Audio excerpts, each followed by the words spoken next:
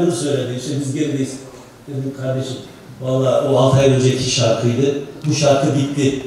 Buna ne kadar şükretsek bu da bizim şansımız.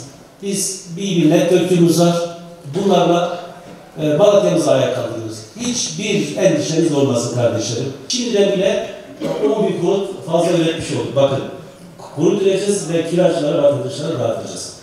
Sanayimizin cefakar sanatkarları, hepinizi saygıyla selamlıyorum. 31 Mart öncesi saha çalışmaları yaptığımızda da sanayi esnafımızın önemli bir kısmını ziyaret ettik. Daha sonra da birkaç toplantı yaparak bir araya geldik ve istişare ettik. Dedik ki burası Malatya'nın kalbi.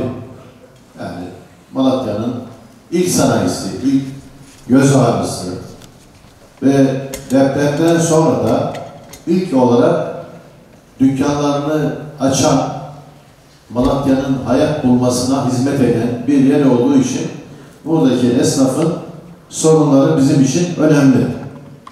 Daha önce de yine değinmiştim.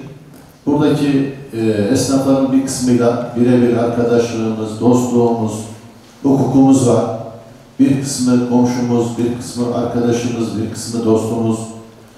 Bizler de sizin gibi aynı aile dokusundan gelen insanlarız. Ne yaparsak beraber, birlikte istişare ederek yapacağız. Akif Bey anlattı. Şu an 714 tane dükkan bitmek üzere. Özetle Büyükşehir Belediye Başkanımızla yani her zaman bu konuda beraber olduk. Fikir birliği içerisinde olduk. Biz her koşulda sizinle ortak istişare ederek birlikte çözüm üreteceğiz. Geldiğiniz için hepinize teşekkür ediyorum. Saygılar sunuyorum. Kendi memleketinde, kendi topraklarına hizmet etmesi inanılmaz farklı bir şey. Cumhurbaşkanımız gerçekten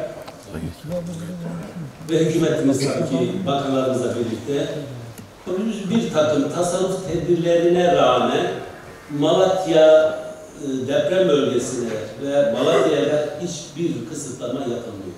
Hepsini takip ediyoruz. Şu anda bizim 80 bin tane hak sahibimiz var. Biz şu anda 90 bini geçti yaptığımız ihale sayısı. 90 bini. Bakın farkındaysanız Malatya'mız her tarafı şantiye. Bizim şu anda 714 tane, evet konuşuyoruz, bize hitap etmiyor diyorsunuz. Şimdi ben hem mal sahipleriyle görüştüm, hem kiracı arkadaşlarımızla görüştüm. Herkese farklı bir anlayış var, herkese farklı bir bakış açısı var. Elbette bize de bir bakış açısı var. Ama dediğim gibi biz hep dedik ya Malatya'yı Malatyalılarla yöneteceğiz. Kimlerle yöneteceğiz? İşte sizlerle de sanayiyle beraber ne yapacağız? Birlikte karar vereceğiz.